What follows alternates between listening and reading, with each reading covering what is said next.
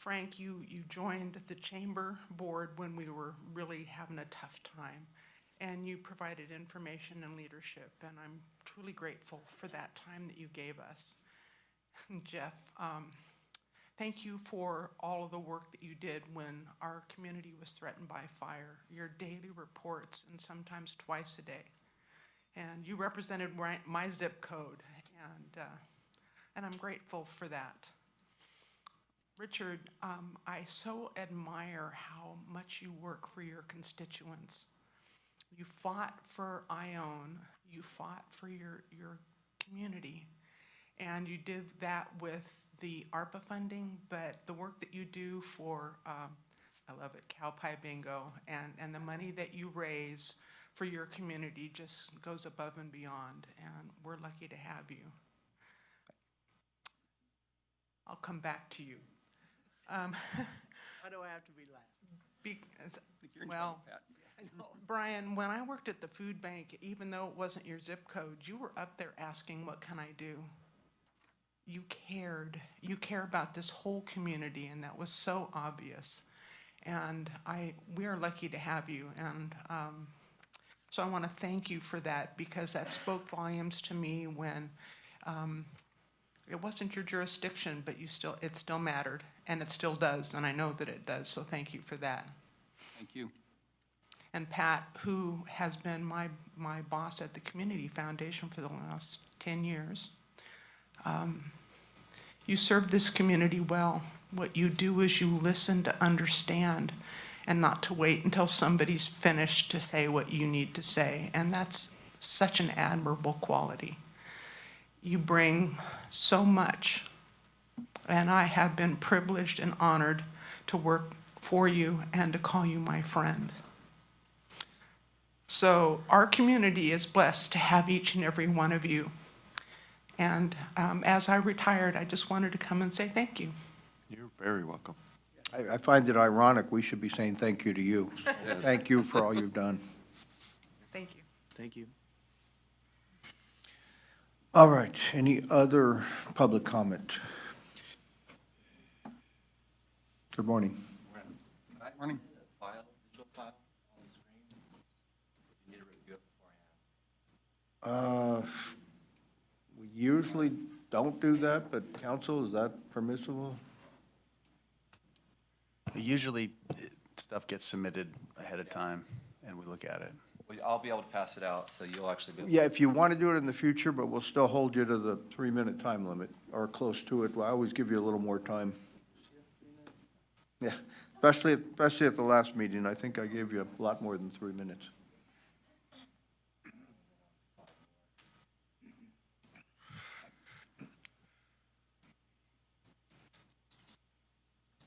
Thank you.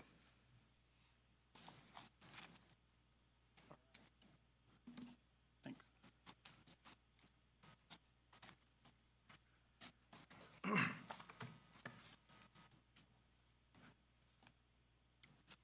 Chris Strong from Ione. Okay, so there's 6 items in this packet. The first is actually the Nuremberg Code. That can be read later, but it's all about voluntary consent and a risk-benefit assessment on any kind of experimental medical action. Number 2 is the chart on the next page that I talked with Dr. Kerr about last time, and she actually knew about it, and she sent me an email response, which is included, showing the trend from September 2021 to August of this year of the increase of total COVID deaths. Once again, this is CDC data. Most COVID deaths are now vaccinated individuals. And that trend really took off when the boosters started, and the chart indicates that. And Dr. Kerr had responded saying, well, now you have 80% vaccination population, so there can be reasons. She acknowledged the data, and there can be reasons why that happens. Like, if you have 80% of the population that's vaccinated, then you have way more vaccinated people than unvaccinated, so you're going to have more vaccinated COVID deaths compared to the unvaccinated. But on the next page, actually the front page, I just did some quick notes showing that even if 80% of the population is vaccinated, That's a 1 in 4 people are dying from COVID who are vaccinated. If you go down to a 60% population that's vaccinated, you have pretty much a 1-to-1 chance of dying from COVID if you're vaccinated. And even if it's low as 40%, which then you're getting into twice as likely to die from COVID if you're vaccinated, according to the data. And it was also argued, well, these people aren't getting boosters, but the chart clearly indicates that boosters is the main factor. And also the comment was, well, there's immuno-weakened people, like the elderly, who are dying more. Well, then if you're that type of person, that means you even have a higher chance of dying from COVID with the vaccine. So that data doesn't work either. Next page, number 3, is UK data that's come out. That's from the Office of National Statistics, and it confirms the same thing. And that's for all ages, all causes mortality. Number 5 is a letter from Pfizer to the FDA stating that they had completed a wired transfer of over almost $3 million to the U.S. Department of Treasury. Now, Pfizer has legal immunity on any of these deaths, but in 1986, in the Vaccine Act, they compensated by creating the VAERS system, which, because they were getting so bombarded with legal litigation on the vaccine injuries back then, they created VAERS so that we have a way to document deaths. And this is VAERS data, and it breaks my heart to have to be up here, but miscarriages, and you can watch the trend from December 2020 to now. And they spiked in April 2021, and then again in September of 2021. And marriages and stillborns on the next page. And then, so we're told to trust these experts, but on the very last page, I left some quotes from Dr. Anthony Fauci, Joe Biden, Rachel Walensky, Rachel Madcow, Bill Gates, and the CEO of Pfizer. And all telling us that if we're vaccinated, we will not only not get COVID, but we will completely be safe because they're 95% safe and effective. And this is coming to a head, and it's even Pfizer's backing off on this stuff. Fauci's going to, and any kind of money that has been passed on with this human experiment is going to have to be accounted for, and we're going to need justice because the government has come down more hard on the American people than probably in our history, and we're going to have to counter that equally and proportionally. So thank you. Thank you, Chris. Any other public comment? Anyone on Zoom? No? Okay, last chance. Hearing none, we'll move on to approval of the agenda. So moved. So moved. Is there a second? Second. Moved and second to approve the agenda. All those in favor? Aye. Aye. All opposed? Motion carries. Approval of items on the consent agenda. Item 6E will be pulled from the agenda and brought back to our next meeting. There's some more work that needs to be done on that before it's ready for prime time. So with that change, can I have a motion to approve the consent agenda? So move. Second. Moved and seconded. Any discussion? All those in favor? Aye. Aye. All opposed? Motion carries. We'll go to our regular agenda. Item 4A, Homeless Persons Memorial Day, discussion of possible action relative to adoption and presentation of a resolution recognizing December 21st, 2022 as National Homeless Persons Day. This was brought to me by Mary Polskamp, who had attended the Homeless Task Force, and this was presented to the Homeless Task Force, but it was not on the agenda, so they could not take action on it. So I took the proposed resolution, made some changes, and did some cleanup on it, and Supervisor Axe, as the chair of the Homeless Task Force, is going to present the resolution. And if you could read it into the record, please. I will. Thank you, Mr. Chair. So in the matter of the resolution recognizing December 21st, 2022 as National Homeless Persons Memorial Day, Whereas the National Coalition for the Homeless and the National Healthcare for the Homeless Council have designated December 21st, 2022 as National Homeless Persons Memorial Day, and whereas homelessness raises one's risk of illness, injury, and death, and whereas homelessness continues to be a serious challenge for many Amador County residents who have the right to adequate food, housing, clothing, safety, and health care, and whereas the Homeless Persons Memorial Services will take place across our state and nation, and whereas the Homeless Persons Memorial Service will take place on December 21st, 2022 in Petkovich Park at 5:30 p.m. to commemorate those who have passed away in 2022 as a result of homelessness, and whereas individuals across the country with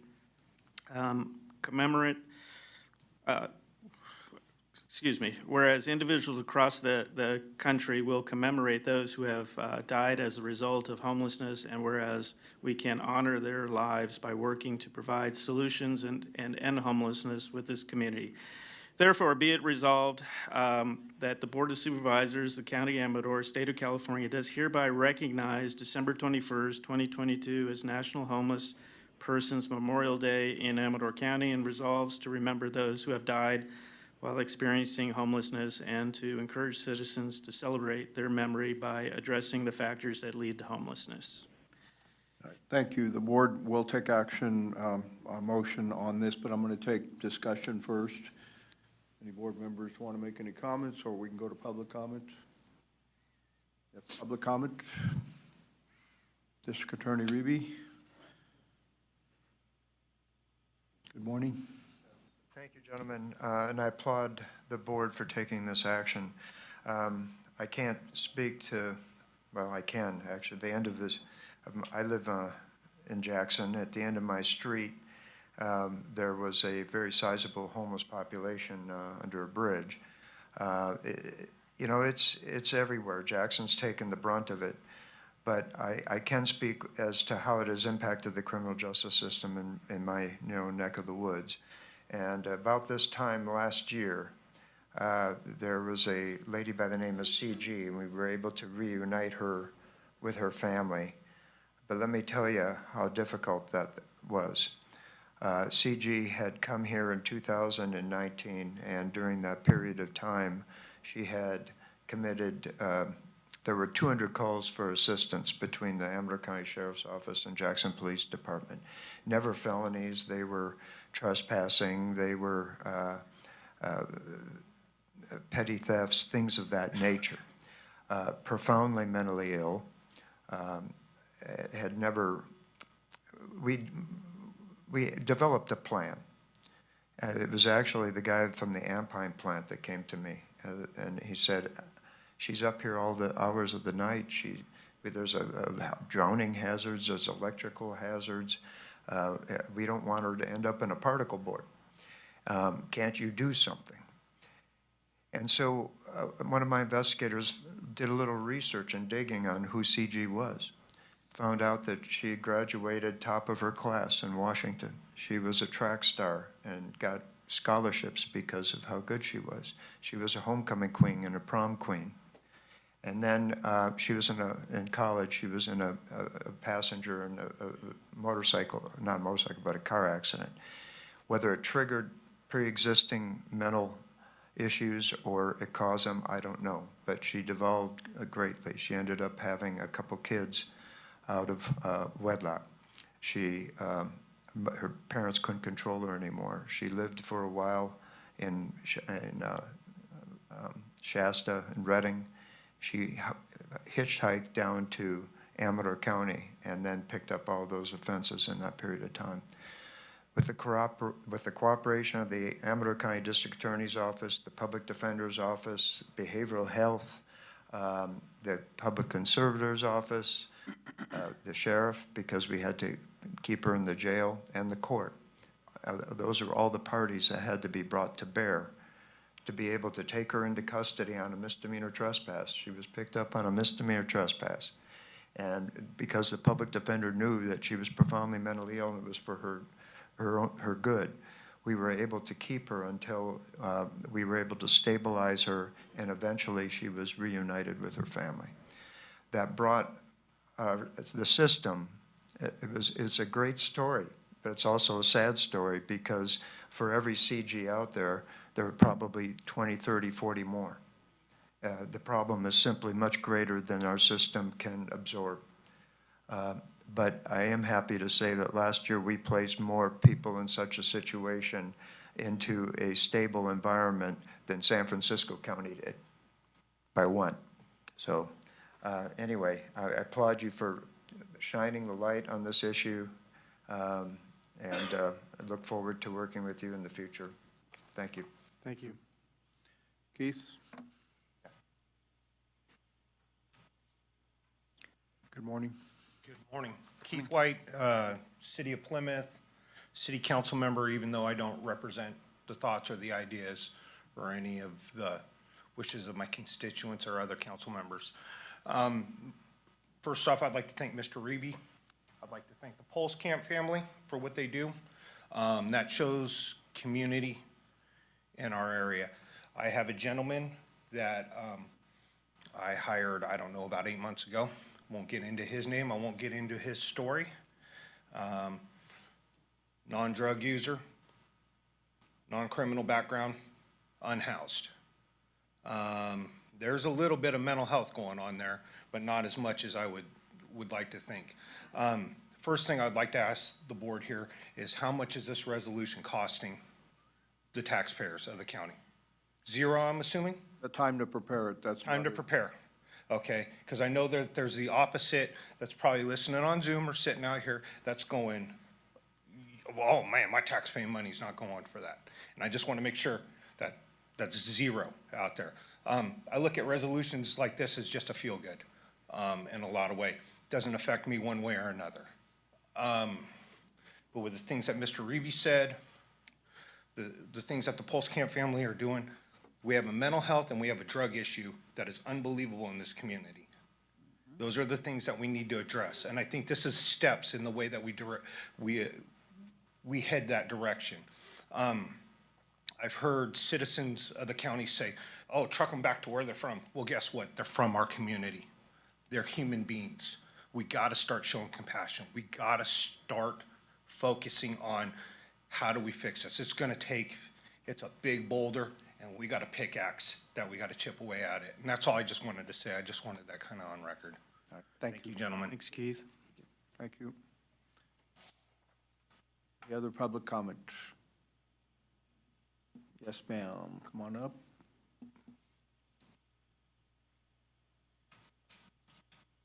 Morning. Good morning. Hi, I'm Trixie Smith, and I'm Amador County's Patients' Rights Advocate, and I work at Sierra Wind as a peer support specialist. I'm also on the Homeless Task Force. I wasn't planning, with Mary, and we're here for the proclamation. I wasn't really planning on commenting, but my heart just wants to speak. And it is all about compassion. And CG, I spoke to her parents the other day. She's been relocated, but you know, the issue still continues. And so there's things that we can't fix, but it's about having compassion. And what he just said, it's all about compassion. There are people, whether they have homes or not, whether they're living in a tent or they're living in a home, they're people, and they're especially struggling, especially in this weather, they're struggling. And really, this proclamation is to draw attention to that. It's a way for the homeless community and the housed community to come together and to grieve the ones who were struggling and suffering and have passed for whatever reason. I have a friend who was homeless and he took his own life. And so sometimes it's the elements and sometimes it's mental illness and addictions and those types of things. But the bottom line is that they're people and they are residents here, whether they've born here and went to school here or whether they've only been here for a few months or whether they have a home or not. This is their home and they live here, whether they're living in a tent or a car or a house. And what they want and what they need is just to be recognized as people. And the people who have, I believe that the things that we have are not ours to keep. We're not taking them with us when we die, and so therefore for us to share. And usually the most important things that you can share is a smile and just to acknowledge somebody. That's what they want. They want to be acknowledged as people. Thank you. Any other public comments from anyone in the board chambers? Yes, ma'am.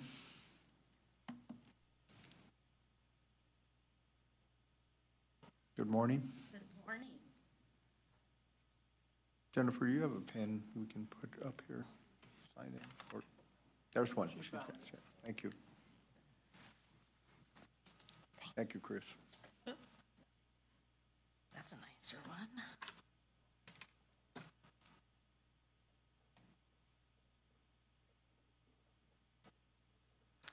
Hi, I'm Mary Polskamp, and I want to say thank you first to all of you and your staff. You know, I pray daily that all beings are free from suffering. I can't imagine being alone on the street and dying. I think that is true suffering. And all this proclamation does is bring honor to those fellow citizens who are alone on the street and dying, whether it's from drug addiction or diabetes or suicide. They're on the streets alone. They deserve compassion. And so thank you. Thank you for doing this. And Richard, thank you for the editing. I appreciate it. All right, thank you. Thank you. Any other public comments? Anyone on Zoom, Jennifer? All right, board discussion before we go to a motion. Yeah, I have a little bit of discussion. It's become pretty obvious homelessness it's a monster issue. I think it's tied to a certain degree, big degree to mental health, which is tied to a huge degree to drug use. I remember when I was a young man, you could ride in back of pickups back then. We were rolling down, I think it was Stockton. We're in back of a pickup, and I remember looking up under an overpass as you went under an overpass in a freeway, and there was one homeless person up under the overpass, and that was a big deal. Go drive the roads today, and the overpasses are cities. We didn't get here overnight. We're not getting out overnight. I think if you look at what we've done as a society, to a certain degree, we've diminished the role of the nuclear family. I think it's paid very bitter dividends to our nation. I know this board's joined a lawsuit against Purdue Pharma, which put OxyContin out, and they said it was not addictive and it was wonderful for pain control. And I know there's one kid I went to school with, he was hooked on it, and he died at a pretty young age and had a good business. He was a locksmith. And he started ripping off homes for pills and whatever, and ended up, he died pretty early, I think, because of that. Another factor, it's getting, I think, harder and harder to function in this world or to make a living. What I've seen, a lot of the basic, more simple jobs are kind of gone. It's automated, harder to survive. But I watched what happened back in the 90s. I was in logging for a lot of years, still do a little bit in the side. And I saw the spotted owl come along, and I saw probably some people in this room. They supported the spotted owl, and I watched our mills close down. I watched their jobs go away, and it was to save the spotted owl. So sometimes you got to be careful of what you do with good intentions, because sometimes what comes back is very bitter. And now I've watched our forest burn because we don't have the mills, we're not managing our forest. So I'm just saying, so when those jobs go away, okay, now maybe people can't get a good job, maybe they can't pay their bills, maybe at some point they get despondent, they go to alcohol or drugs, or maybe they just can't pay their bills. So there's just some factors to consider. Another one is, and I don't know how to change this one, over the years when I was a kid growing up, my parents had different people. Some I heard stories about, some I knew as a kid. They stayed in the ranch. My parents didn't pay them much money. My dad almost died when he was a kid, didn't have a whole lot of money. But they had a place to stay. But if you do that today, And if that person helps on the ranch, or the farm, or the business, whatever it may be, and you don't have workman's comp for them, you don't have yada, yada, yada, yada, basically, the helping hand might end up getting sued and then they're homeless. So some of the things we've done as a society help contribute, because my parents had a lot of people live at the ranch, and one old guy stuck in the mountains, he was an immigrant, didn't know anybody, had no food. My dad gave him his lunch, and the guy says, hey, can I go to your house and make a phone call? Dad said, sure. He couldn't find nowhere to go. He ate a few meals my mom cooked and said, hey, would you care if I stayed here? He stayed at my parents' house till he died. It was probably, like, I'd say 25 years. He helped out around the ranch, didn't pay him a lot, but he always had good food, he had a home. So all I'm saying is, in the bigger picture, maybe if there's a way you could ever, as a society, change some of the things we do, there might be more homes for them. I think also, I don't see anything in here about advocating for mental health institutions.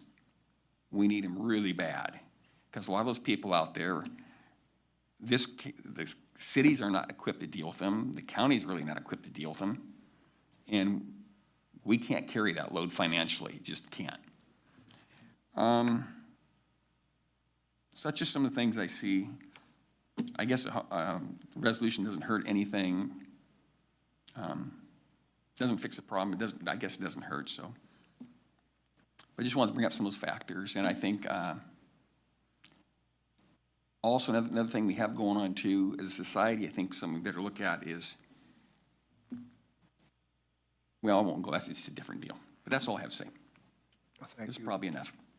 Mary said all this does is kind of memorializes those that have passed from homelessness or from the circumstances of homelessness, but I think it does what all resolutions do, like child support, like domestic violence. It sheds a light on the issue, and I think that's our goal today, to shed that light and try to get more support and help within our community so people understand the homelessness issue. A lot of it is driven by mental health, but drugs, alcohol addiction too. So that was my main goal, just to shed the light on it, try to get more support. It looks like more is coming down the line from the state, but a state with a $25 billion structural deficit may have trouble giving a lot more support, so we'll see. Any other board comments? Can we have a motion then? Mr. Chairman, we do have someone on Zoom that wishes to Okay. speak. Go ahead on Zoom.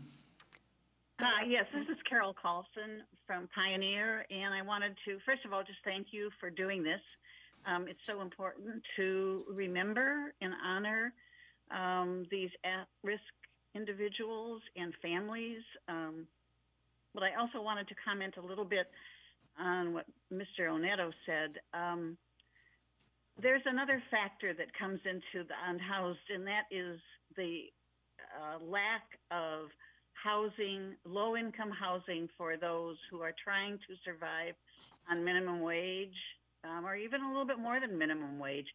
I think it's really important, and this raises that issue, to do everything we can to provide some low-income and affordable housing, as well as transitional housing for the homeless in our community. If we're really going to honor them, that's what we should be doing. Thank you. Thank you. Well, that brings up the other issue too, is a lot of people in homelessness don't want to be confined indoors, and they're the most difficult ones to deal with. Might be okay in LA, but in Amador County or mountain-type counties, it's a lot more injurious to them to be out in the elements.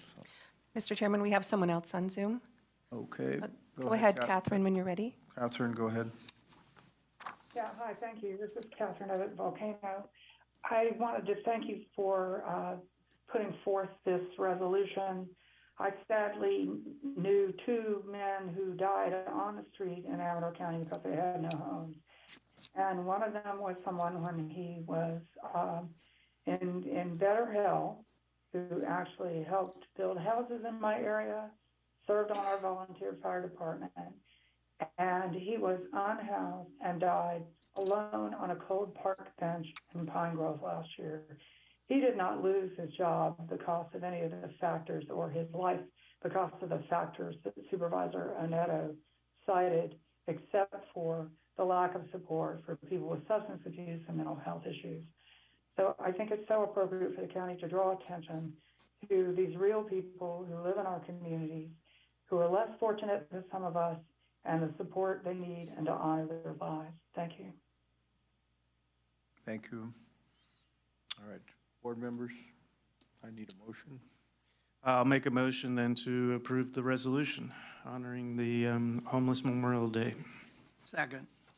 Moved and seconded to approve the Homeless Persons Memorial Day resolution. Any further discussion? All those in favor? Aye. Aye. All opposed? Motion carries. Thank you. All right, thank you all for being here on that issue. Now we'll go to item 4B, General Services Administration, Amador County Sheriff's ADA upgrades and yard separation project. Mr. Hopkins, Mr. Oliveria.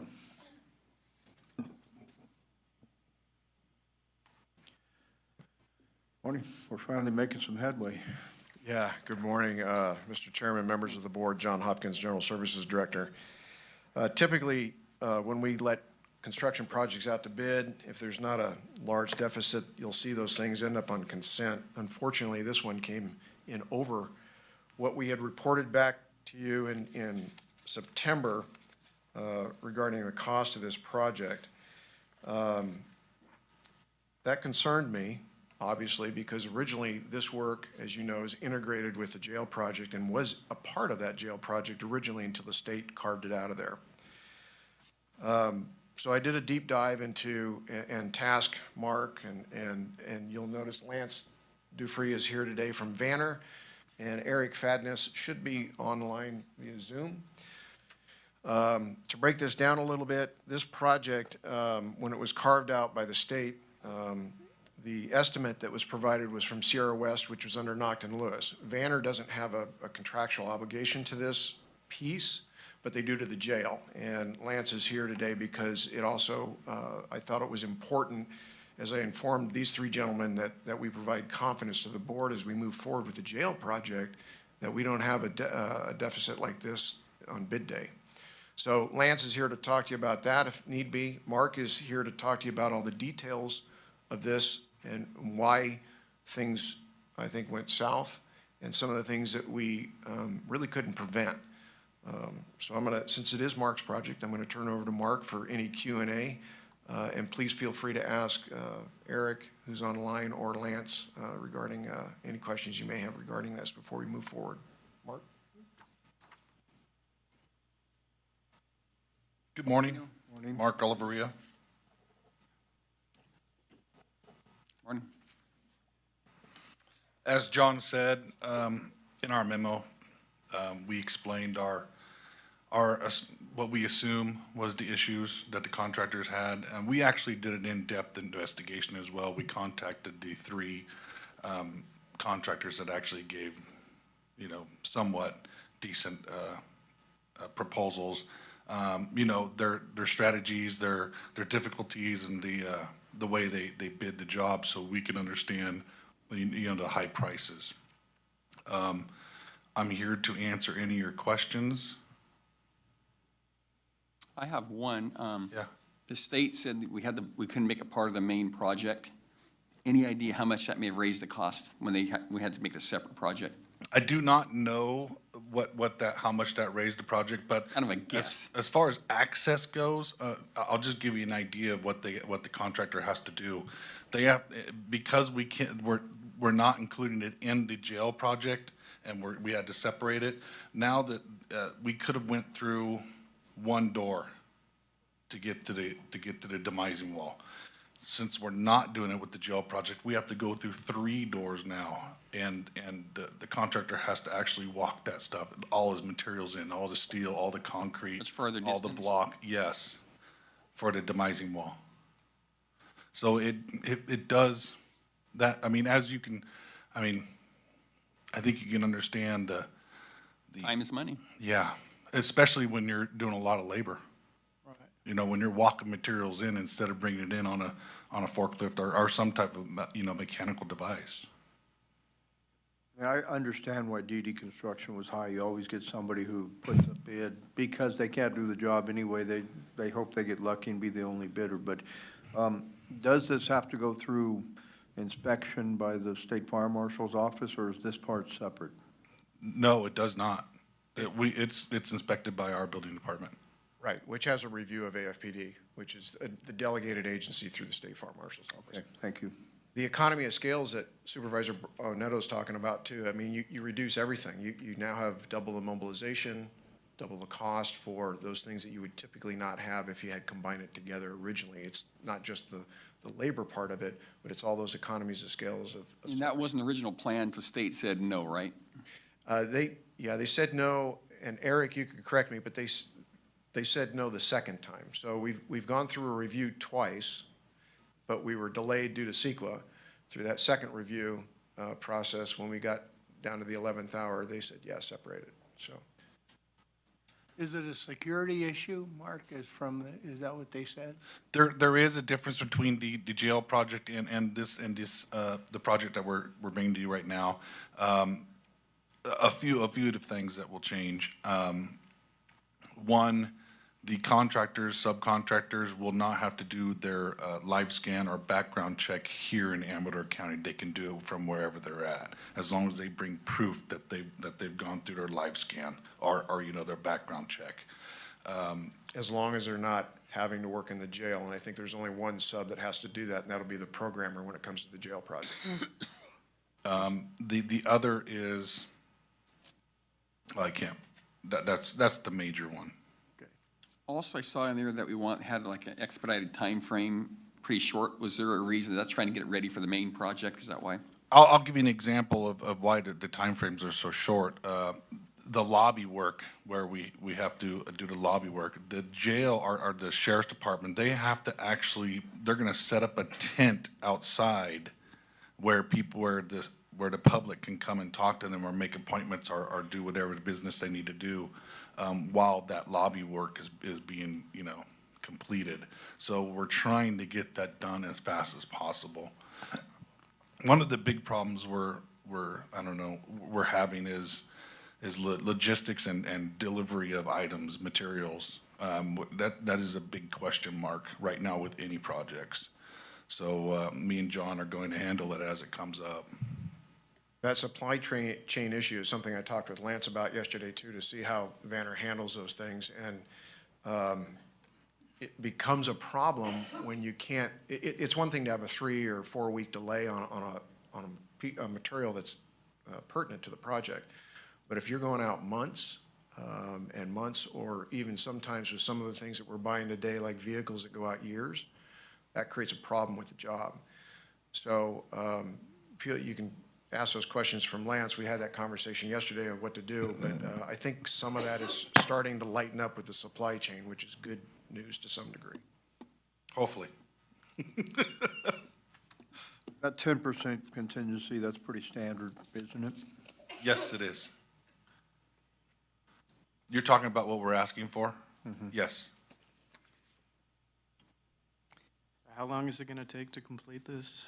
I don't know the exact days, but it's 140-ish days.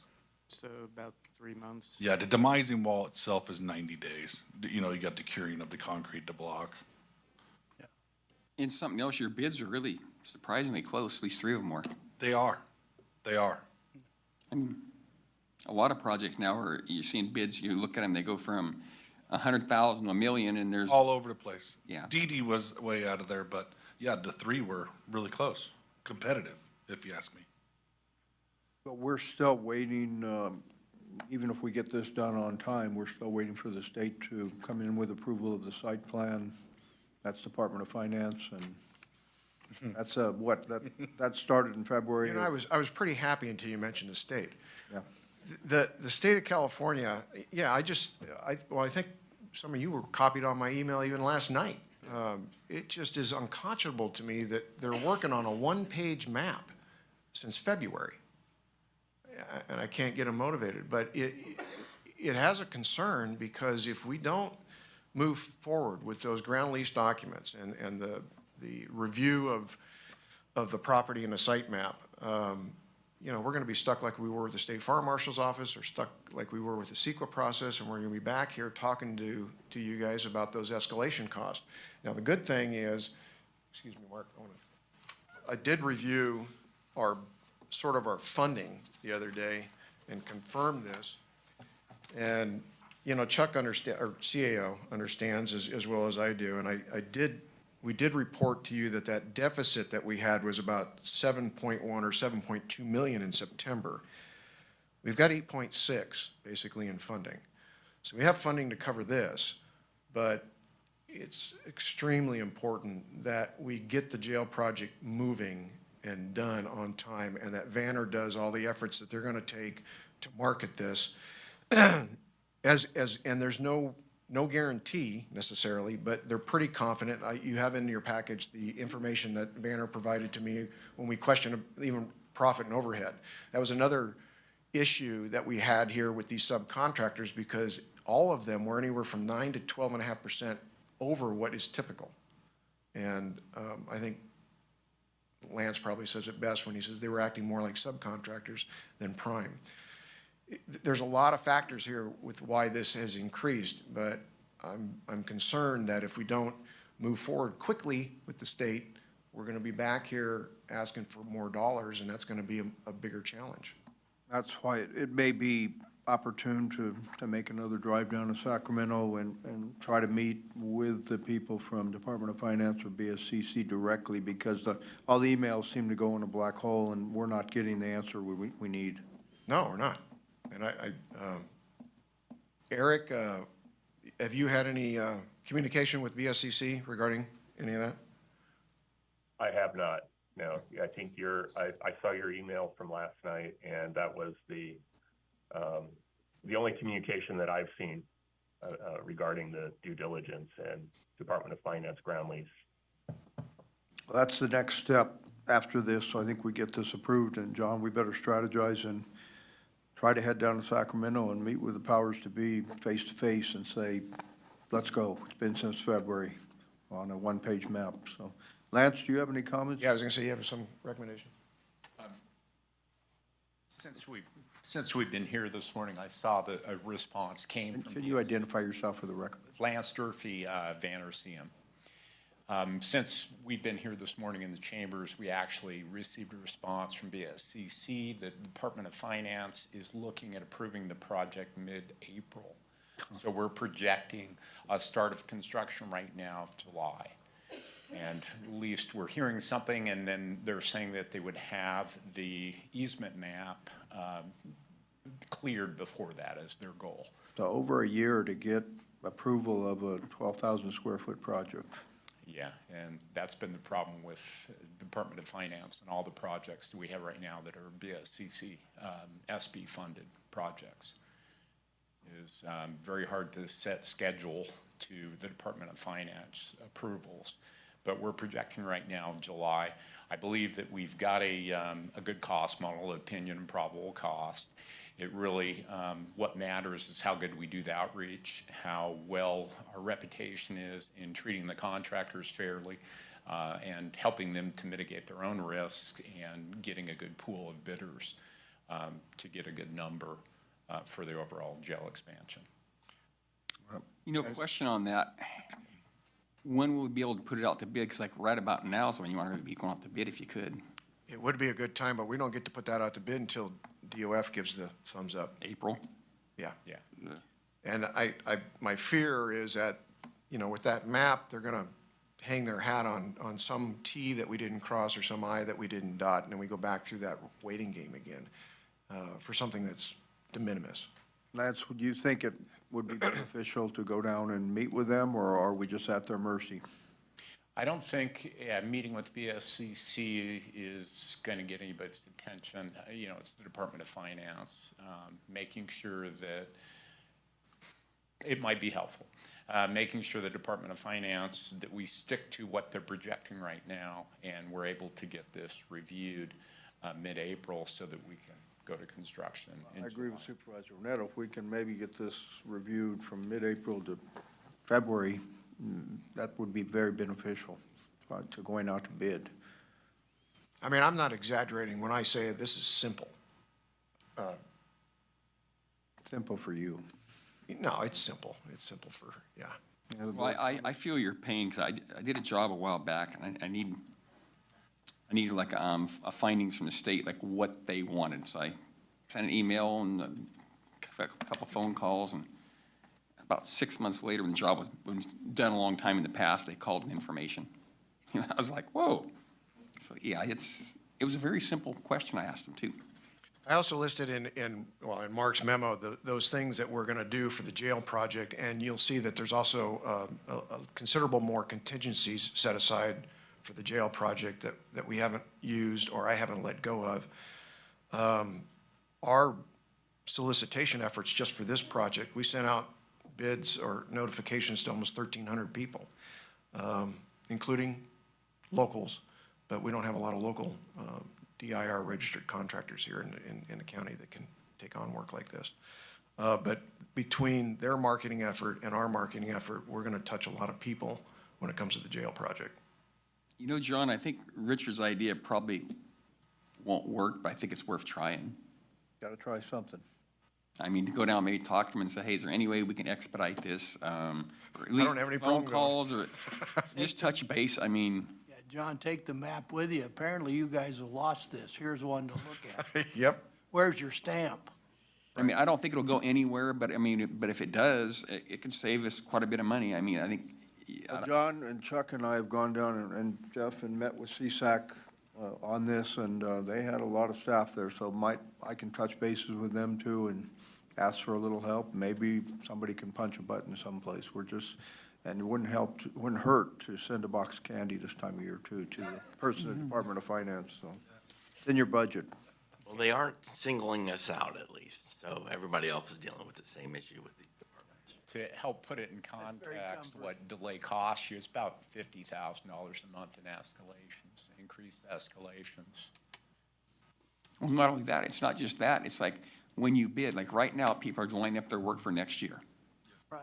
So if you come out in the middle of early spring, when everybody's got their work, and say, I got a project, people are they're charge you more if they even bid on it. So we took a lot of issues into consideration between the two teams and staff, and so hence the reason I have the recommendation that I do, because once I rolled everything around to not move forward with it when it's required, and we don't want to be in conflict with the jail project, we talked about different strategies of what we should do, if we should reject the bids and put it back out to bid, or split the projects up, but that costs you more money in design fees and splitting that up as well.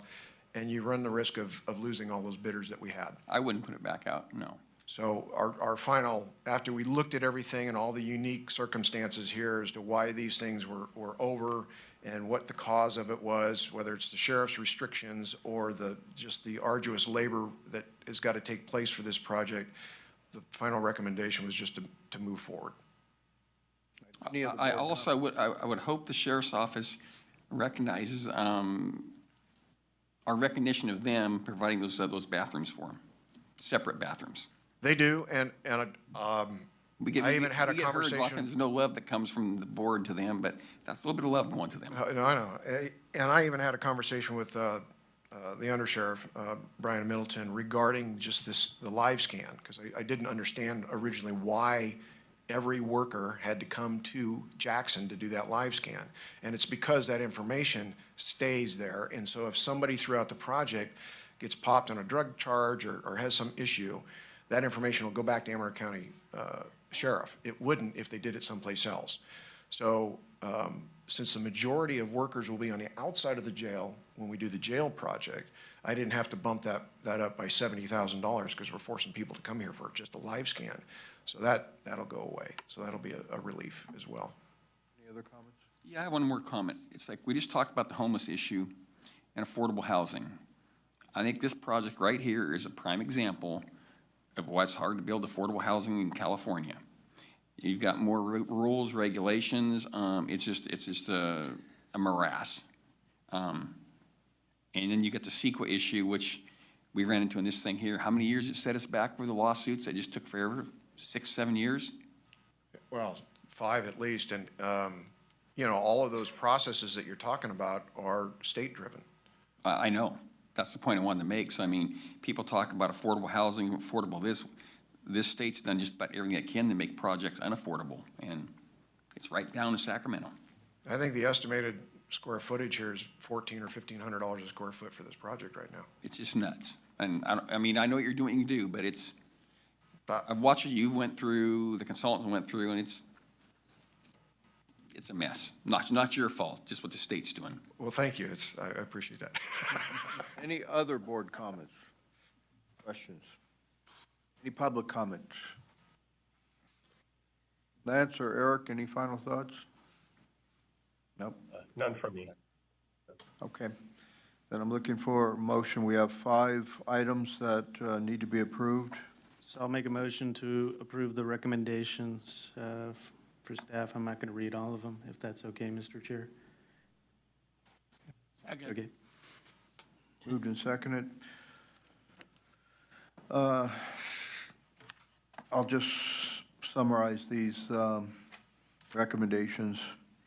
To award the bid to Swerstock Enterprise, DBA Pro Builders, waive all minor irregularities listed in the bid evaluation form, authorizing board chair to sign the documents contingent upon council and Director of General Services approval, authorize the General Services Director to sign notices of completion if no liens or stop notices have been served within 30 days, and authorize the board chair to sign the agreement and release of claims form upon completion of the project. So with that, is there any further discussion? All those in favor? Aye. Aye. All opposed? Motion carries. Thank you. We will go on to item 4C, Social Services Department, discussion of possible action relative to adding 1 social services program manager position. Morning, Ann. And this has been reviewed by the administrative committee. Good morning, Ann Watts with Social Services. Good morning. Yes, I'm requesting to add 1 social services program manager position, and I'm hoping to accomplish a couple of things with this position. One is we currently have 1 program manager who oversees child protective services, adult protective services, and in-home supportive services, all 3 very big, demanding, and important programs. And those programs have all grown over the years in caseload and workload, and as well as in staffing. And so I'm hoping to add a position so that we have 1 program manager who's over children's services and 1 who's over adult services, as a way to manage the workload and increase our oversight and support that we give to our staff in each of those programs. Second, I'm proposing that we move the conservator's office underneath the adult services program manager position. Right now, our public conservator reports directly to me, and only 5% of my time is allocated to that unit. The public conservator would then report directly to the adult services program manager, which would add support to that unit as well, especially as we get ready for Care Court, which we are expected to implement in 2024, and we do anticipate some impact on the conservator's office. I did want to point out that the conservator's office is fully funded by county general fund, and so for that reason, we're proposing that 75% of the funding for this position come through social services funding and 25% from county general fund. Which it would need to come from no matter what happened. Yes. That was a question from the admin committee too. So any further discussion from the board on this? No. Any public comment? I think it was very well laid out, Ann. Thank you. You're welcome. Thank you. And motion from the board then. Make a motion that we add 1 social service program manager position as presented. Second. Moved and seconded. Any further discussion? All those in favor? Aye. Aye. All opposed? Motion carries. Thank you, Ann. Thank you all. Merry Christmas. Happy New Year. It's actually in Hanukkah right now, second day of Hanukkah. So. All right, board will move to item 4D, APAL Humane Society. Discussion and possible action relative to request by APAL Humane Society for future funding totaling $15,000 per year for the spay-neuter program rather than the current budget of $4,500. And Susan and Evan, and is John's left the room? Okay, Evan, I think you can handle it. You might as well come up now.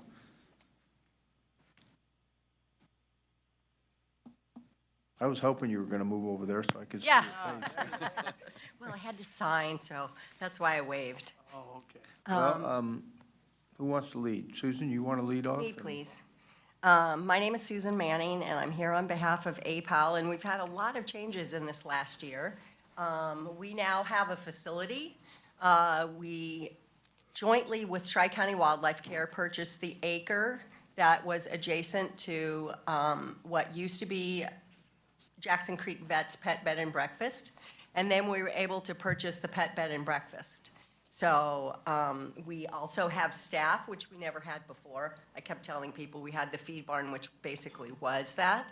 And now we have Cooper Steely, who is our executive director of APAL and Tri-County Wildlife Care. We have Joan Martin, who has been our treasurer of APAL for more than 20 years.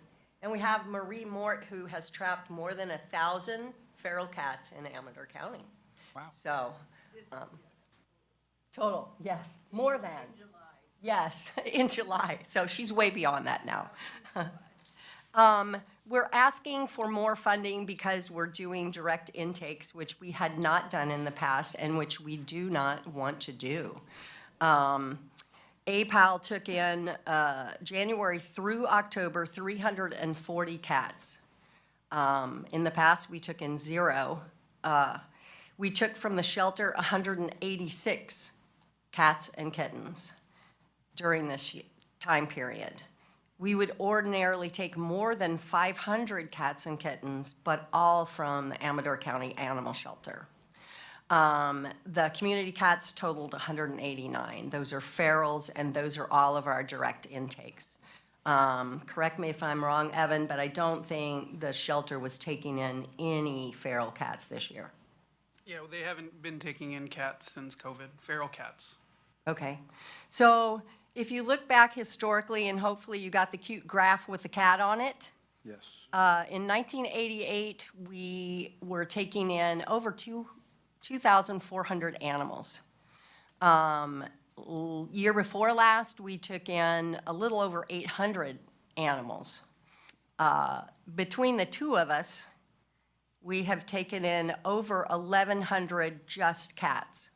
So we're having a real challenge with cats.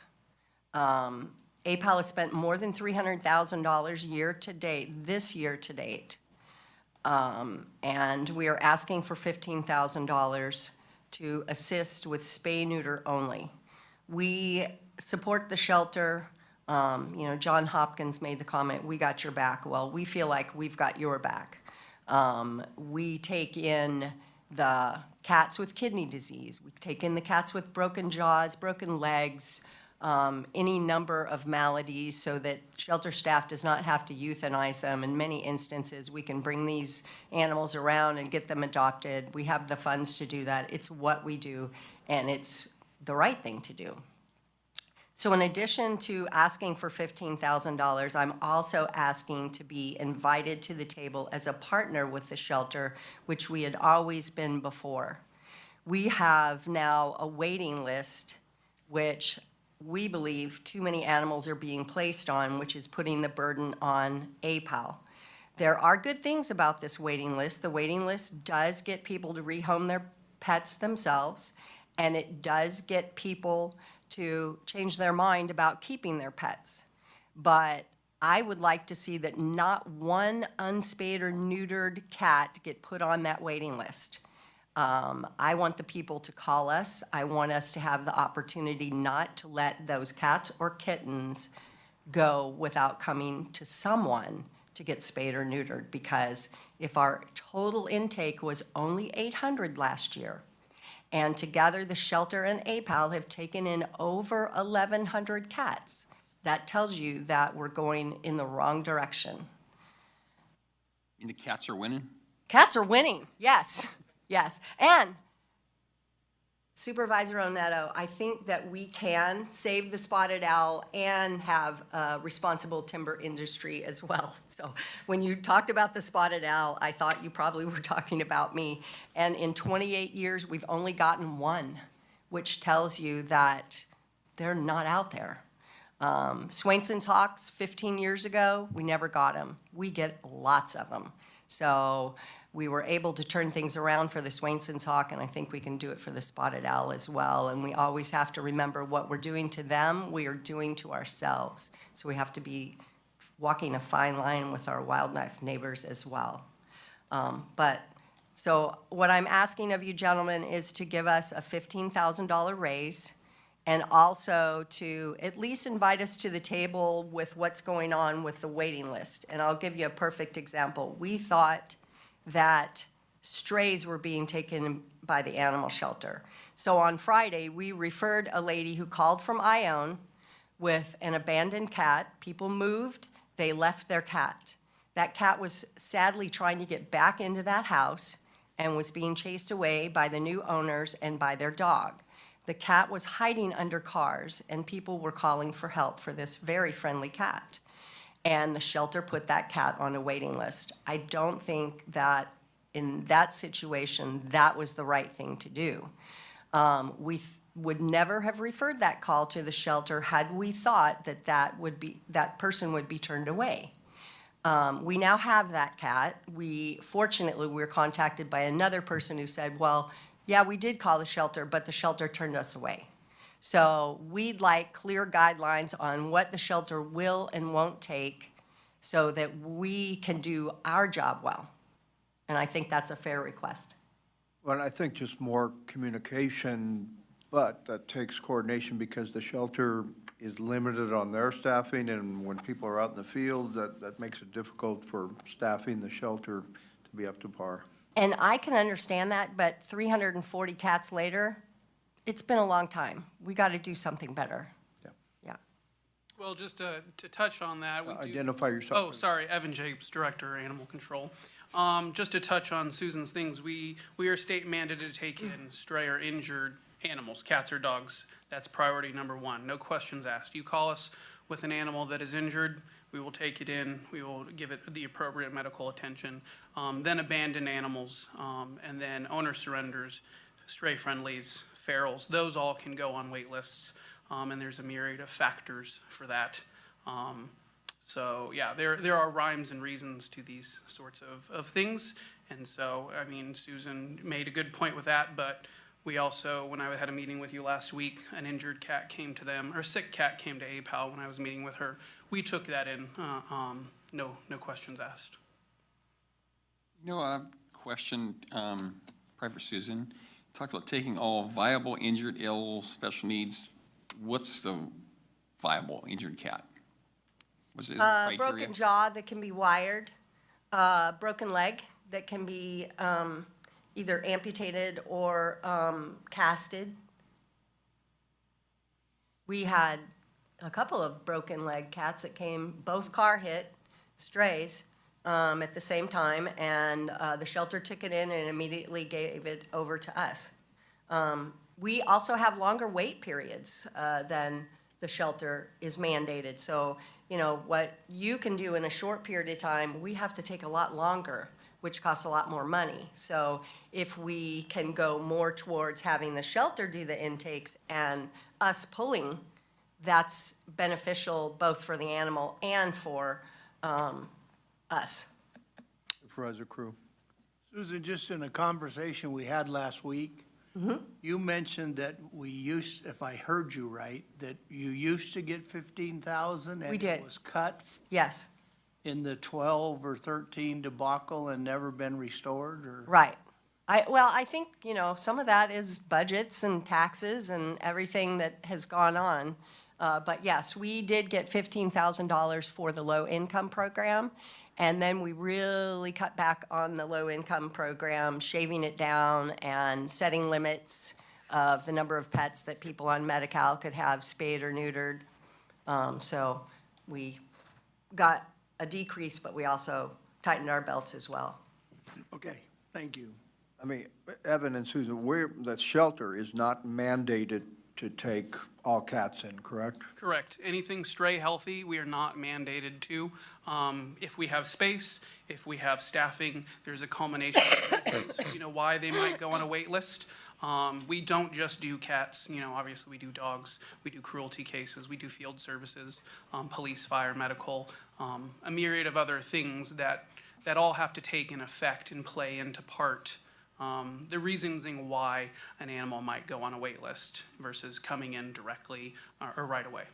Yeah, and I think that's the state rules, but philosophically, I think we're trying to do the best we can for all animals and try to maintain them and work with APAL so that they don't have to be euthanized. That's the last resort. Susan, if I may, have you requested any funding from the cities, as far as?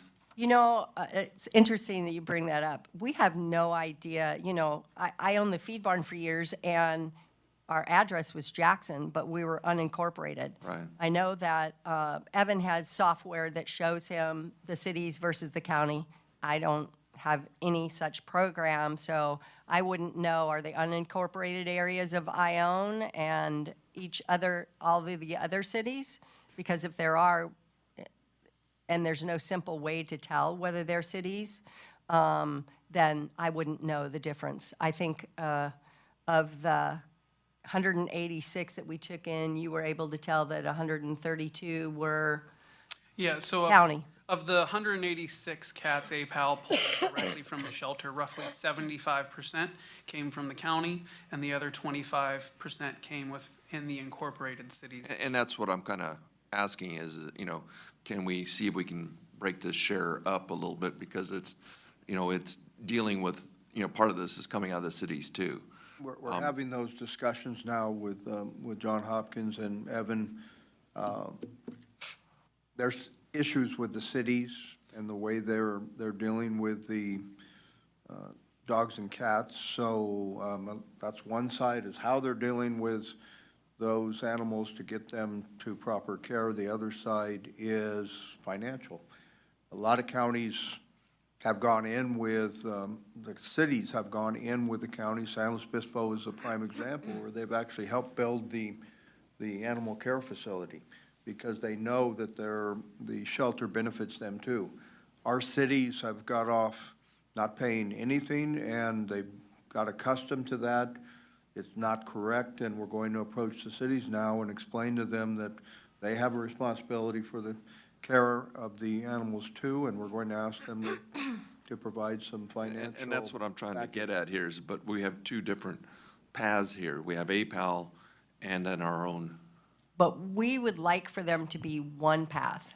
And the reason I say that is because when people look for their pets, and typically, unfortunately, they don't look for cats. About 3% of cats are reclaimed, and over 80% of dogs are reclaimed.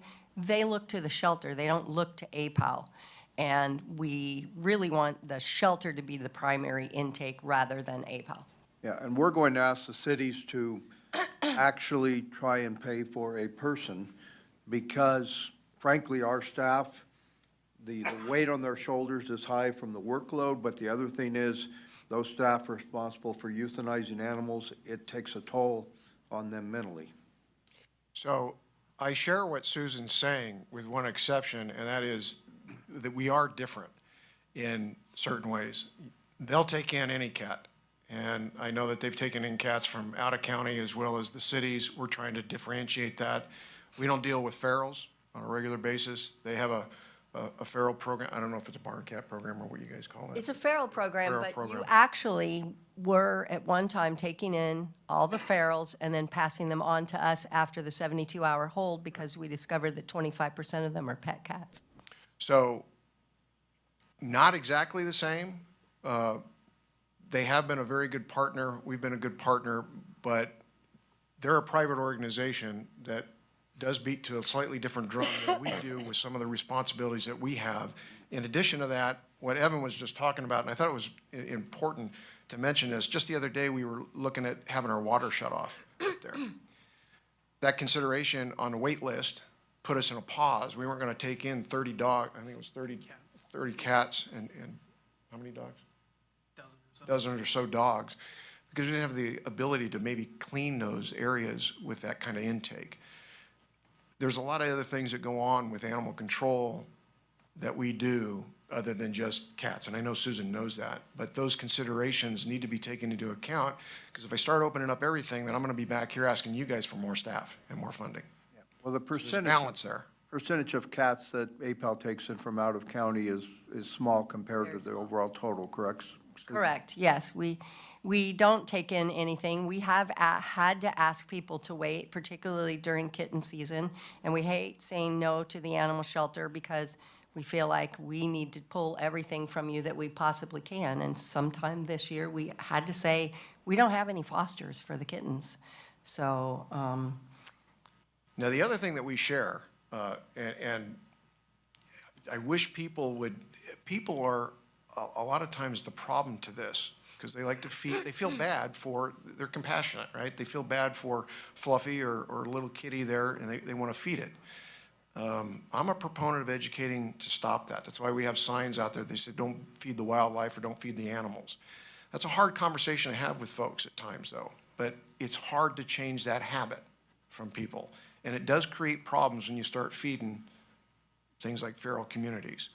The other thing with feral cats is you can't just, when you trap a cat out of an area, you got to return that cat back to where you trapped it from. Otherwise, you just gave that cat pretty much a death sentence because of those societies and the way they interact with those cat societies.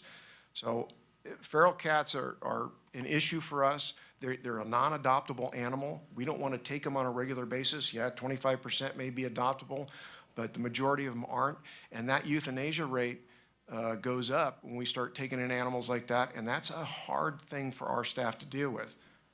APAL doesn't do any euthanasia. So there's a big difference between what we do and what they do. I don't think you do any euthanasia, do you? we do. You do? Yeah. Okay.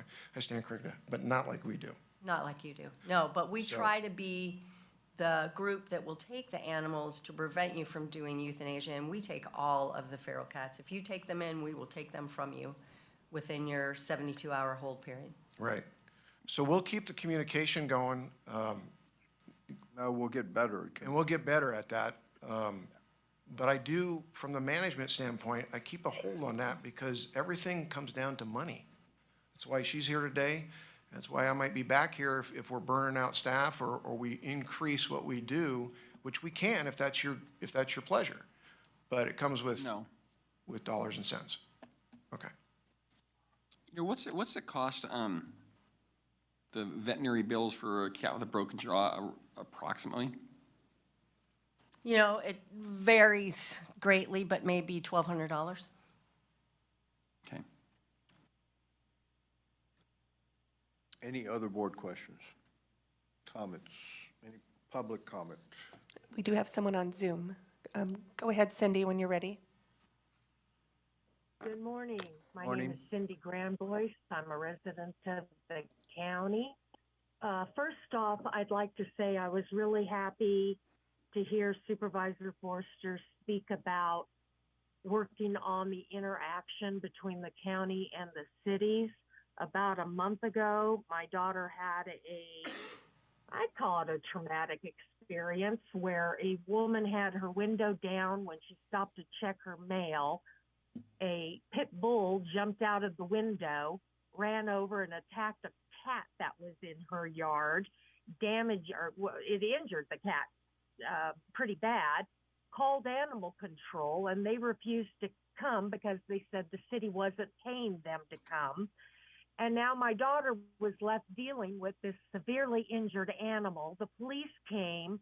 They said they had no resources or ability to care for an injured animal, and he offered to take it out in the field and shoot it. I really didn't find that to be a satisfactory solution, so I'm glad that the lines of communication are opening up and solve this problem of the interface between the cities and the county, because nobody should be faced with that, if at all possible. Secondly, I know that money is tight. It's my understanding that this money being requested is to go strictly to spaying and neutering, not for medical care, not for rescuing ferals, but strictly spaying and neutering. I'm a huge proponent of spaying and neutering. In my mind, if you spay and neuter, you reduce a lot of the other problems down the road. If the county can at all find the money, I would request that you do and support the spay and neuter program. I truly believe it solves and prevents problems in the future. Prevent the problem instead of treating the problem. Thank you. Thank you. Well, what Cindy just spoke of, that's where animal control gets a black eye sometimes, because the cities will not pay their bills, and the county at some point has to say, then we can't provide service.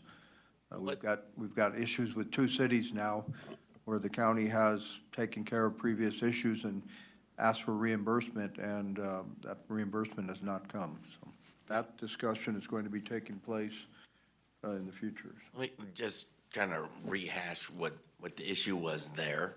So the cities are responsible for their own animal control. They can contract with us to perform that animal control, and then we go into their jurisdictions. But if they don't ask us to come into their jurisdictions, it's no different than going into a neighboring county. We wouldn't think of doing that. That's not our responsibility. So yeah, it's up to them to call us. Now, if they call us, we will come. And we've incurred bills that then they refuse to pay. And it's that simple. Probably the biggest change that's going to maybe shock the cities is moving into, when I looked at a little over 20% of our budget was being attributed to the cities just through intake. So even though we do that intake, the cities are not used to paying for that. And we're going to start to ask them to do that. So that's going to be a big change in addition to what Chuck's talking about, which is all the enforcement, the unique things that we get calls for, barking dogs, all those kinds of things. But people that actually come to the shelter and we take in that animal, we keep track of where that animal comes from. And I'm hoping maybe that we can, I don't know if we can share our software with Susan, but it would be also important to know that data from APAL, where they're getting their animals from. But the city is going to have I know it's going to be a tough climb with that. Generally speaking, at the shelter, if the animal has a broken jaw, is that normally considered a viable animal or not? Case by case, dogs, we have a fund called the Rusty Fund, specifically for shelter dogs that we can pull into. Cats, APAL has been historically for at least a decade, or if not longer, the ones to help. So animal control will, a perfect example, if a cat came in, we'd pay for the initial vet visit because we're already required to do that. And then if the vet says it's viable and APAL is willing to care or take on the funds for the broken jaw part, we'll get that, and then we might spay or neuter that animal all at the same time. So it's a collective group effort, solely not $1,200 on APAL itself, but animal control will pay, a small portion of that to hope, have a positive outcome for that animal. Okay. And sometimes you have vet bills for animals you're trying to save, but their injuries are too severe and they have to be euthanized. Correct, and that cost is still incurred and paid by the county, and then the vet says it's not a savable. Right, so we'd like to work with the cities in a positive way, and hopefully they'll understand there's costs that everyone has to bear. I guess what I'm looking at too is, you don't want to be harsh in life, but sometimes it's reality. It's kind of like we got a lot of things we have to take care of financially. And if we wanted to, we could probably spend $1 billion on an animal. Just about. You know what I'm saying? So at what point you say, hey, this doesn't work? We wouldn't do that, and these animals are the exception, not the rule. There are maybe 20 special needs animals, and we have a special needs fund that people contribute to so that these animals can be saved, and if they have a good quality of life. Yeah. Yeah. Okay. And that's 20 out of 715, so not a big percentage. Supervisor Crew. I was over at the Community Foundation and happened to run into Susan, and I congratulated her for raising almost 53,000 from Giving Tuesday from people for support of their animals. And I thought, well, this should set you up. She goes, well, it's gonna cut our deficit from 125,000 to about 72. So the public is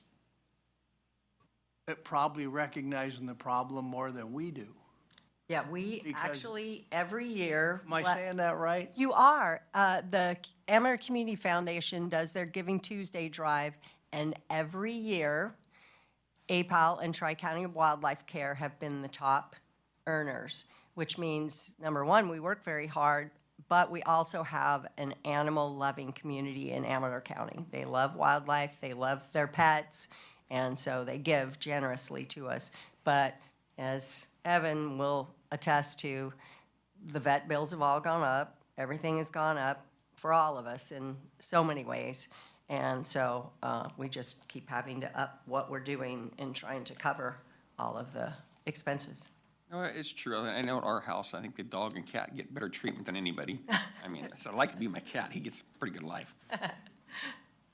I'm hesitant to bring you my dog, but I'm getting a lack of sleep because he takes more and more room every night. So, but you said also in one of our meetings that without the private endowments too, from people that leave significant amounts of money to APAL, you wouldn't be able to make it. We would not, no. We rely on people leaving money to us in their wills.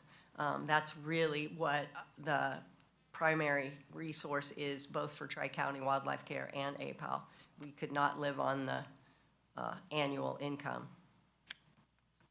All right, any other board comments? Any more public comment? We do have someone on Zoom again. Go ahead on Zoom. Go ahead, Cindy. Hi, it's Cindy Grant-Boyce again. I wanted to touch back on the interfacing between the cities and the counties. My daughter brought up this issue at the meeting before last at the Jackson City Council. So they have been made aware of what is going on. The police chief was spoken to, and he indicated he was going to reach out and initiate conversations on this matter of interfacing. I don't know that he did or didn't, but the city of Jackson is aware that there is a big problem. And again, I would just like to emphasize that the money being requested is for spaying and neutering, prevention of future problems. Thank you. Thank you. All right, I'm not seeing any other public comments, so board members, your action. I'd recommend that we apply funding for 15,000 a year specifically for the spay and neuter program rather than the currently budgeted 4,500. So that would bring their funding up to 15,000 for Right. 22, 23, and next year we'll start at 15 in the initial budget. In the budget review, sure. And then if we need to include, we'll take that money, that increase out of contingencies. You know, Yes. what's it cost to spay I need a cat? second to the motion before we continue. I'll second. All right. Supervisor Axe got the second. Supervisor Ornetto? Yeah, what's it cost to spay a cat roughly? You know, every veterinarian is different and the programs are all different. Average. 88 for a male and 122 for a female. That's roughly what animal Yeah, control pays. Isn't there are some places for like feral cats, they'll do 25 for a male and 50 for a female, but there's a broad range. And then you get into dogs and it's sky high for a dog. Okay, thank you. All right. With that, any further discussion? All those in favor of the motion, say aye. Aye. All opposed? Motion carries. Thank you. Thank you. The board's going to take about a 10-minute recess. We'll come back to our public hearing.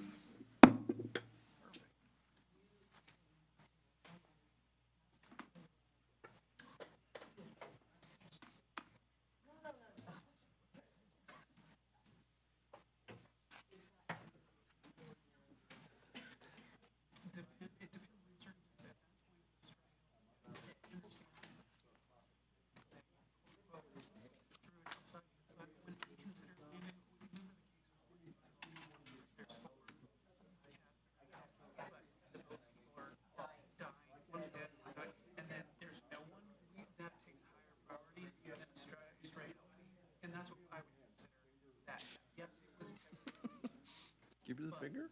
It's already been out. It's not like if I walked in the door and there's a cat. That's also a problem.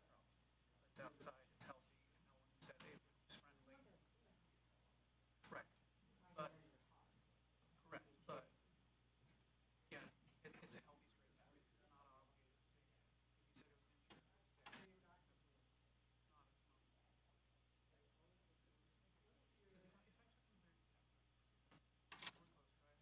if I check them very detectively, we're close, right? But I'm just saying, if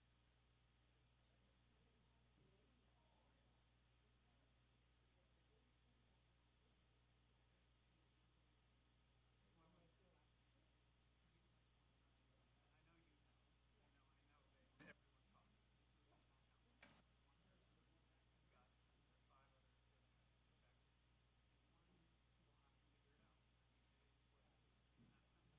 took it, fine.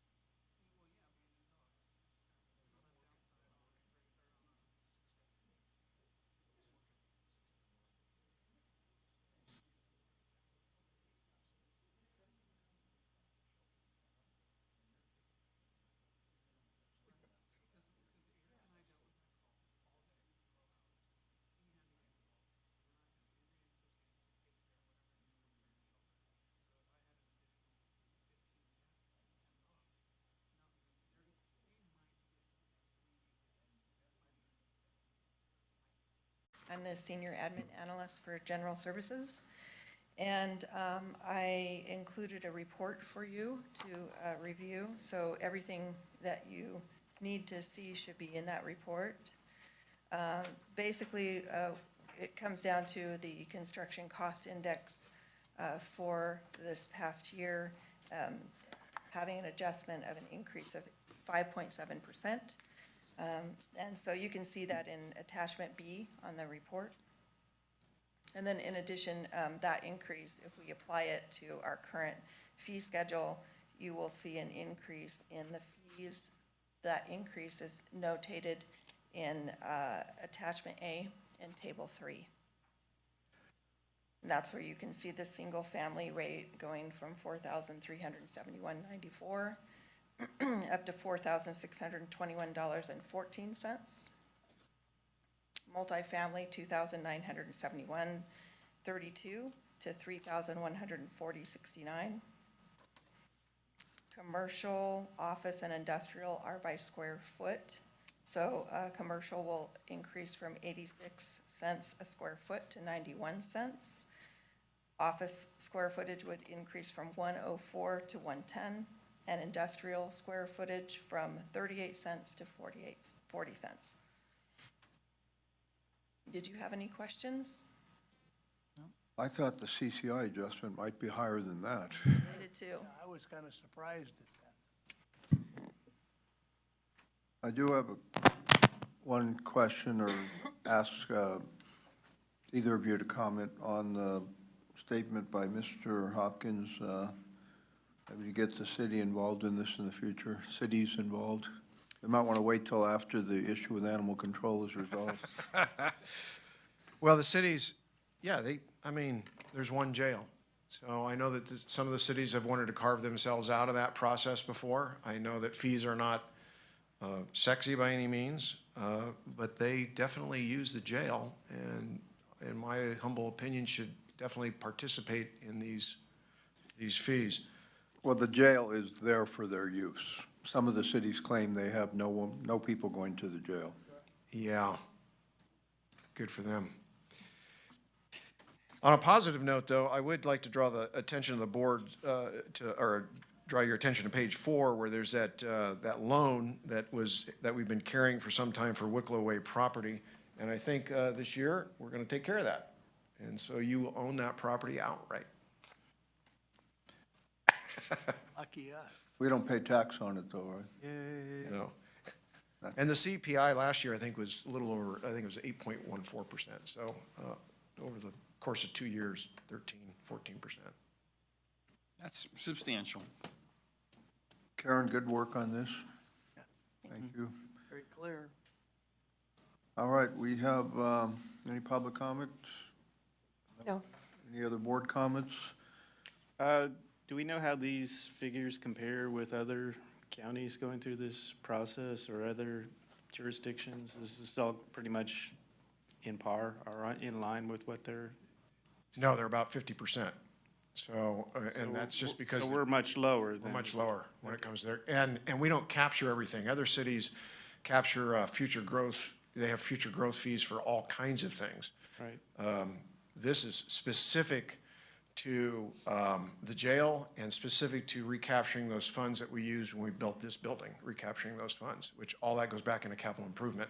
And there's a 2% admin fee.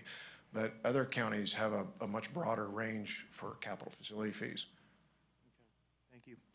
You're welcome. Try to be reasonable and watch our pennies at the same time. Well, you do, but as I have mentioned to the board before, when the dust finally settles and we know what the cost of the real cost of the jail is, and we do a nexus study, I know that when we looked at that in 2018, it doubled those fees. That's going to be a hard hill to climb, and if you the balance is if you reduce those fees, and that means the taxpayers are paying for that future growth development instead of the future growth development paying for itself. You can have Karen do that presentation. Okay. All right, we have a recommendation from staff. I'll make a motion then to approve the resolution to accept the annual disclosure and review, increasing the capital facilities fee to 5.7% CCI for the County Administrative Center portion, effective January 1st, 2023. Second? Moved and seconded. Any further discussion? Mr. Chairman, I think we need to close the public hearing as well. Yep. I move to close the public hearing. Second? That was motion by Brown, second by Neto to close the public hearing. Thank you, Jennifer. All those in favor? Aye. Aye. All opposed? Motion carries. I'm just trying to get out of the chairman position as quick as I can. Get it. So. I'll reiterate my motion. Okay, we had a motion by Supervisor Axe to approve the action and the recommendation, second by Supervisor Brown. Any further discussion? All those in favor? Aye. Aye. Aye. Aye. All opposed? Motion carries. Thank you. Thank you all. All right, we will move, thank you, Karen. John, we'll move back to item 4E. We lost all of our audience now, but discussion and possible action relative to the PG&E wood management policies following the meeting held by PG&E. Okay, on September 27th, the Board of Supervisors met, and we discussed the PG&E was leaving wood material larger than 4 inches on people's property. Then on February, on Friday, December 2nd, RCRC, CSAC, PG&E, and 14 county supervisors, we all met and had a good conversation and dealing with what they have. They called us back saying that they have 3 programs that they're running, but of course, 2 of the programs have a tendency of running out of funding. So they weren't being able to take all the material off. Well, we, as supervisors and CSAC and RC pushed back. So what they have in turn has brought up, if you want to say a 4th program sitting here, where individuals, customers, or our constituents can call a phone number, which is 877-295-4949, or email wildfiresafety@pgne.com and request extra help in the local area to remove this material that has been left off. They're having a group of roughly 15 PG&E employees that are their in-house customer experts in wildfire safety and system inspection and repairs for the vegetation management program. So they will sit there and try to help out as much as possible. You might want to have, because when I give my report, I put that information out. Most people aren't going to have time to write it down. So what I'm going to say is just contact the board office. So if you could have it available for our board clerk and deputy board clerk. I did give you a copy to the board clerk, so she has it. All right, thank you. Any questions, Supervisor Ornetto, any comments on this? You were in the meeting too, correct? Yeah, a lot of the meetings, I think it's a good thing. I mean, PG&E's been leaving wood all over the county. People aren't equipped to deal with it, and so it's a fire issue. Was CSAC part of that meeting too, or not? Yes, RCRC and CSAC. One of the other good things that's going to happen is we're going to have another meeting in January to see what's going on with the program, and that the CPUC is also listening to this, that we're not being left out in the wind. So the things are happening. It's just slowing, at a time, but we're working at it. Supervisor Crew, did you have any points? No? That's good to get the CPUC's attention. How did you get their attention? Did they have people active? They had people at the meeting. They were on Zoom, but there was Supervisor Neto, what, about 6? 5 or 6? Yeah, probably 5. I think part of what it brought about, Richard, is Jeff was hollering, I was hollering, RCRC was screaming. I mean, CSAC was unhappy. A lot of supervisors are unhappy. It's something I've been complaining about for years, the PG&E, and I think probably Jeff has too, other supervisors had, but I think it got to where enough counties, enough groups were hollering and yelling that it became, maybe a PR issue for PG&E, if nothing else. Well, when you get 14 counties all yelling at the same thing, out of all of us, we were all telling our horror stories at the meeting, and there was one individual that was complaining that they cut too much off the tree. Well, most of us were just complaining, get rid of the material. But we had one person who was complaining too much material was cut off the tree. Well, I'm glad it resonated finally that they were curing one problem but creating another problem by leaving all the material in place. Good job. Yeah. Thank you for your efforts. Mr. Chair, I did have a thought after you called on me that maybe we could put a banner on our website, something that people could glance at right off. Yeah.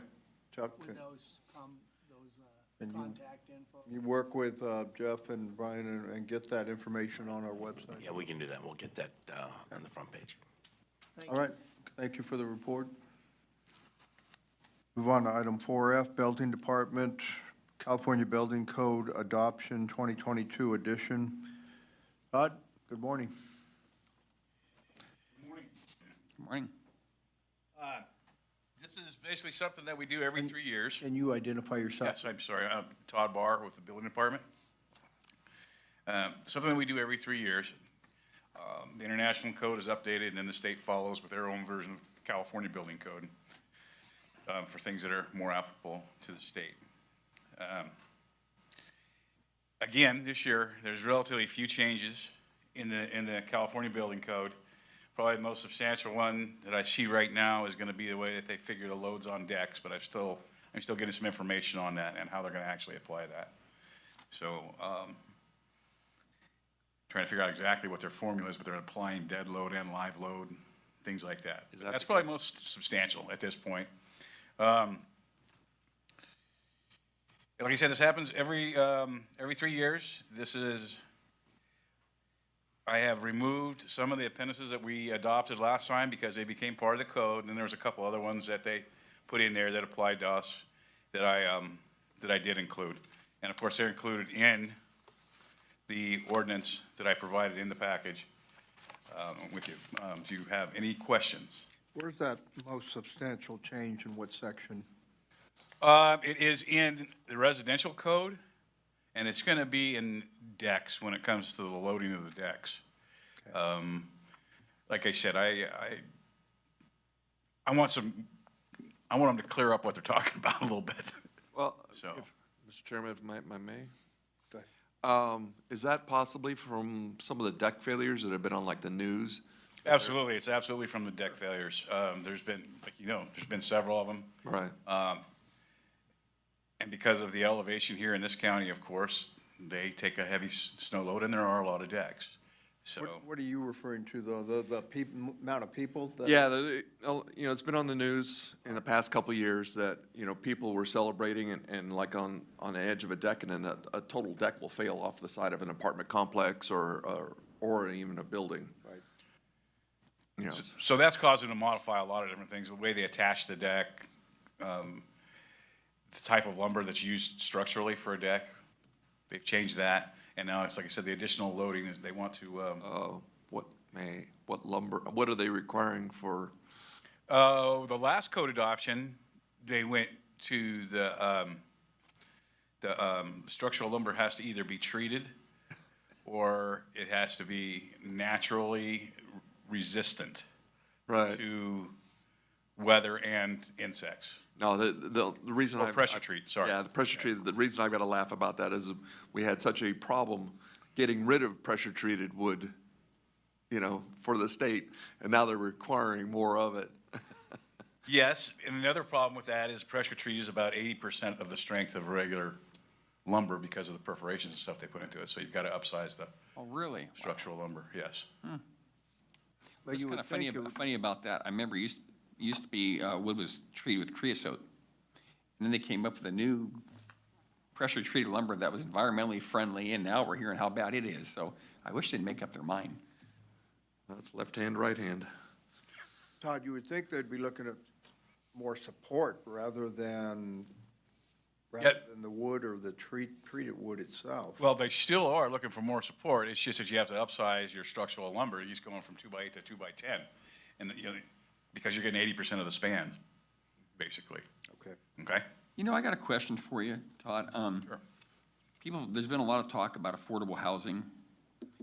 Is there places, and I know it's kind of a cold question, it may not be fair to ask you, but is there places in this building code where they can make it cheaper to build houses, easier? I think there's places that they could, yes. If you wanted me to point to one directly right now, I'd probably take me a little bit to come up with one, but yeah, there's probably places that you could. I know it's kind of like the automated toot fans, that's now a requirement, correct, in residential homes? Yes, it is. Bathrooms. It's like, that's got to add cost to a house. It does. And, you get sprinklers, which, I hear yay and nay in sprinklers. That's got to add substantial cost to a home. Initially, when the sprinklers came out, let you know, that's what we thought. It was going to be a substantial cost. They've actually pretty affordable at this point for residential. If you're on a public water supply. Yes, public water supply. If you're on a well, then sometimes that gets tricky. Right. Yeah. Exactly. So I guess the point I'm making is I hear a lot of talk and pontification about affordable housing, but as far as a state, we're going the opposite direction. Yes. Yeah, that's just something I wanted to put on the record. Okay. Okay, And also, I will say one other thing. Sorry. Yeah. Better? Any further comments? You do. Okay, go ahead, Supervisor. I would like to thank you for what you've done in your building department. It's gone from when I first got elected to getting my rear chewed on about once a week, multiple times, to where there was a period where people were happy 2-3 times a week, and now they're used to it, and I don't hear nothing anymore except for an occasional wonderful comment. So, doing a good job. Thank you. Thank you, and I'll let staff know. And I will thanks echo for staff. that. Between you and our fire inspector, Pat Chu, just getting great comments all around the county. That's good for business when you're hearing that from people that they don't call to complain, they call to give great comments about how well it is to work with staff. Yes, again, thank you, appreciate it. All right, enough touchy-feely stuff. We have some action here to take, asking for waiving the reading of the ordinance and bringing it back. So moved. Second. Moved and seconded to waive the reading of the ordinance and hold a public hearing to receive comments. Any further discussion? All those in favor? Aye. All opposed? Motion carries. Thank you, Todd. Thank you. Thank you, Todd. Merry Christmas. Yeah. Item 4G, discussion of possible action relative to approval of the chairman's signature on a letter of support for an awarded grant to the California Highway Patrol's Amador Area Command by the California Office of the Traffic School for DUI Education and Enforcement Operations and Funding. Highway Patrol Lieutenant talked to me at the swearing-in ceremony recently of some personnel for the 2 sergeants for the sheriff's office and asked that the Board of Supervisors support this. So I advanced it on the agenda. Any comments on it? Actually, a great program. I know with the one of our casinos, both of our casinos serve alcohol in different places, so I'm not going to isolate one, but I know down in Buena Vista, there's been more DUI, people being arrested for DUI. I think one resulted in a solo collision, so it's a good program. Supervisor Ornetto? That's what I was going to say. I think we've had a number of community members hurt by people in the influence, so more enforcement, I think's good. Supervisor Brown? I'd just like to add on to this that I've also encouraged this at Travis Air Force Base. One of the things that we used to do as a prevention is we would put the car that killed somebody up at the main gate and let people see it for the next 30 days, and then put a sign there that Airman so-and-so died, driving this car. And a lot of times you'd see some cars that you're like, wow, incredible. Well, and fortunately, many of our good friends, Cyril Toma and Kim Toma, lived through a horrific accident head-on by an individual that was driving impaired. So any way we can stop this, better enforcement, education. Agreed. Lieutenant Thibodeau, is it Thibodeau? Thibodeau Yeah, asked for this to be done. I think it's well worth our time and effort to support it. So with that, I would ask for a motion. So moved. Second? Moved and seconded to support the board sending this letter and the chair's signature. Any further discussion? All those in favor? Aye. Aye. All opposed? Motion carries. Thank you. Administrative Agency, discussion and possible action relative to consideration of an inter-county disaster relief ordinance pursuant to Proposition 171 and Revenue and Taxation Code, Section 69.3. County Council Gilat. Yes, Board, this, it's laid out in the staff report, but the board did consider this a while back and gave some direction to move forward. And in the meantime, the voters passed Prop 19, which included its own version of inter-county transfer that was automatic. So this is, this would provide for, if a home is destroyed as a result of a wildfire, they can transfer their property value on the assessment to a new home built in any county. Under Prop 71, the one that you're considering today, that only applies if the board of the county has adopted an implementing ordinance. So with Prop 171 and Prop 19, which is in effect, you'll sort of have two pathways to accomplish the same thing, but they are slightly different in terms of the criteria that apply. There's a chart in your packet that sort of goes through that. The main one is that under Prop 19, the property that was damaged has to be sold before you can apply you can transfer that value to the new property. And it's been argued that it's difficult in like a Caldor fire area where there's been a lot of damage to sell that property.